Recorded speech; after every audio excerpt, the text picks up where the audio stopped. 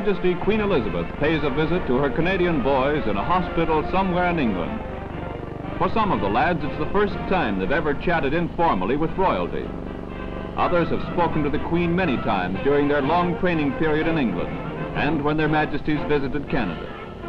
The charming lady sweeps through the wards like a ray of sunshine, leaving smiles and happiness behind her.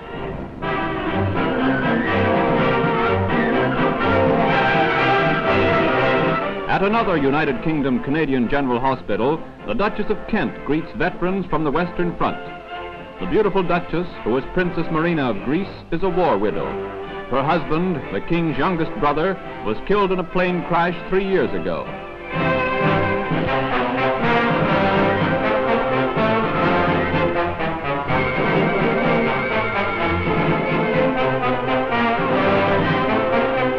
The Duchess leaves thoroughly impressed by the good humor of Canada's Western Front veterans.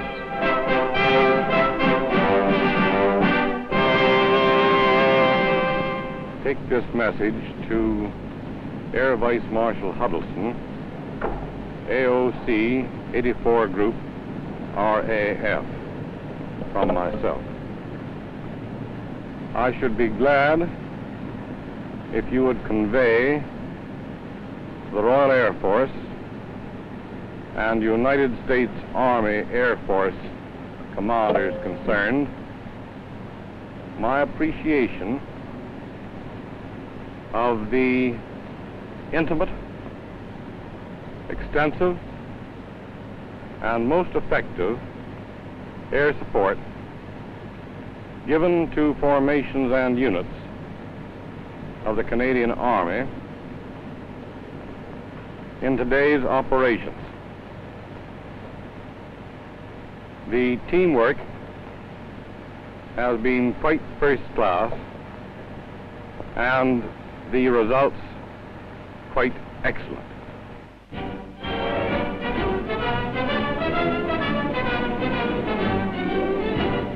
Arthur Donovan, the greatest fight referee in the world, is one of the guests of honor at a boxing match in Canada's capital. Sponsored by the Ottawa Inter-Service Athletic Council, the opener brings together Corporal Chartrand of the Army and able seaman Cunningham. Chartrand draws first blood and wins the bout. A baby fight for 35-pounders features Morley Edwards and Mayo Basquet. The toddlers throw a few wild ones, but their heart is sure in their work. Even a few tears from baby Basquet doesn't dampen his ardor to be in there at the kill.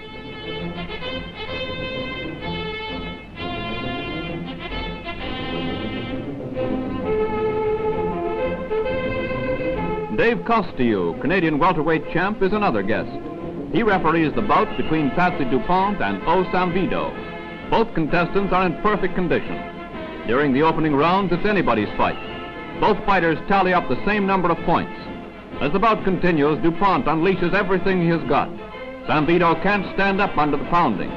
He is knocked down for the count of 6. He is game to the last and wants to continue, but Costiou stops the fight. To the winner go the coveted spoils.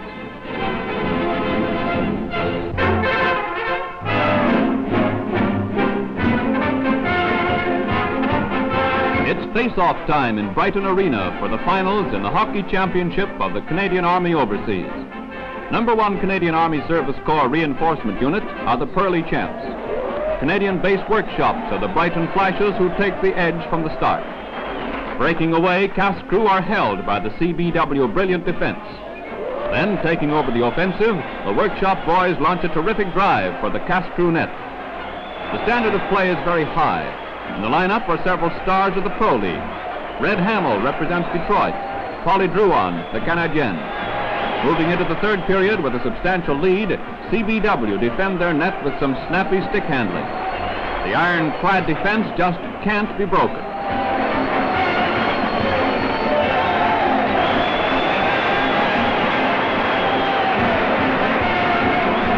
Service Corps break away in the last period to drop the rubber in the sack for the last tally. The final score indicating the play is CBW 4, Cast Crew 1. The championship cup goes to the winning coach. Individual plaques are presented to each member of the victorious team.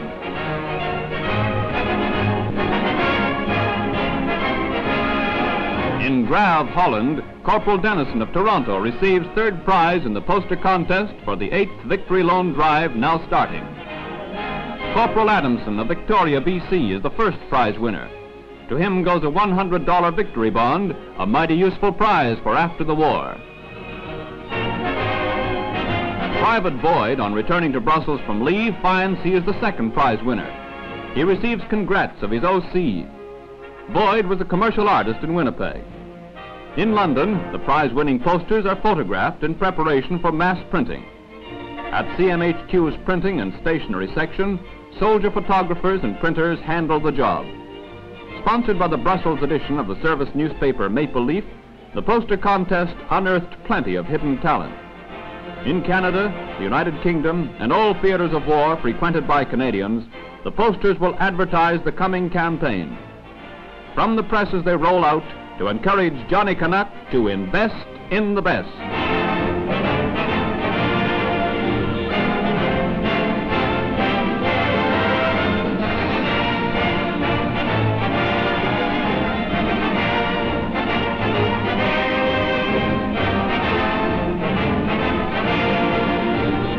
With an objective of $9 million, the Canadian Army Overseas will go over the top as it drives forward to Berlin.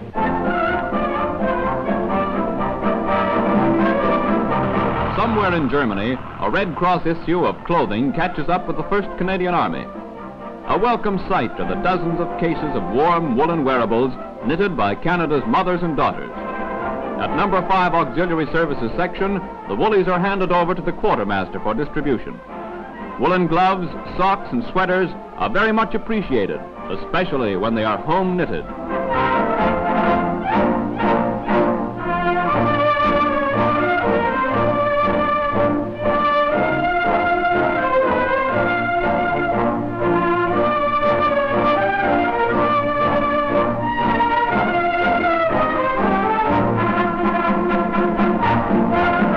Johnny Canuck will be warm and comfy on guard tonight, thanks to the women of Canada and the Red Cross.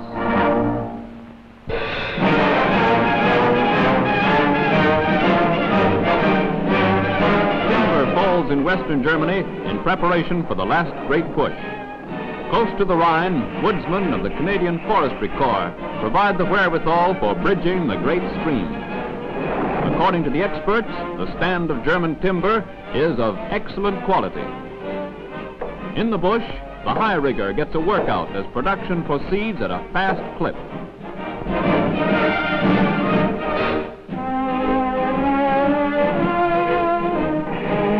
A fast Canadian mill is set up and operated just behind the lines to translate timber into lumber.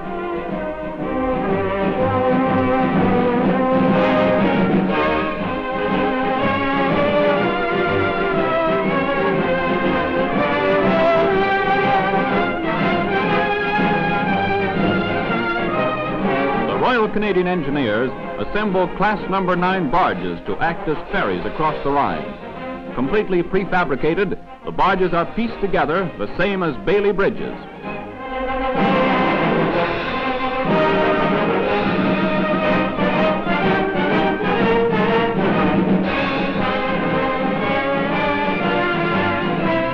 The completed barge is self-powered. It is capable of carrying loaded vehicles across the water. Thus is provided another artery of supply to keep our victorious armies rolling forward.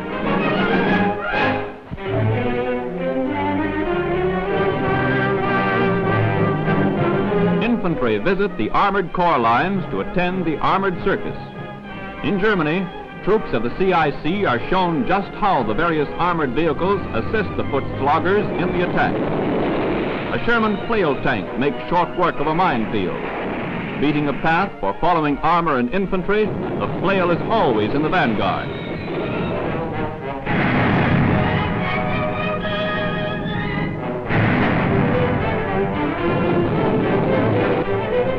A petard tank fires a demolition bomb known as the flying dustbin.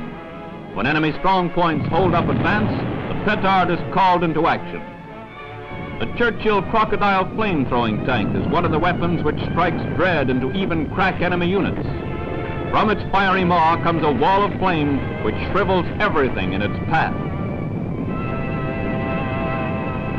Thus up in smoke goes Hitler's mad dream of empire.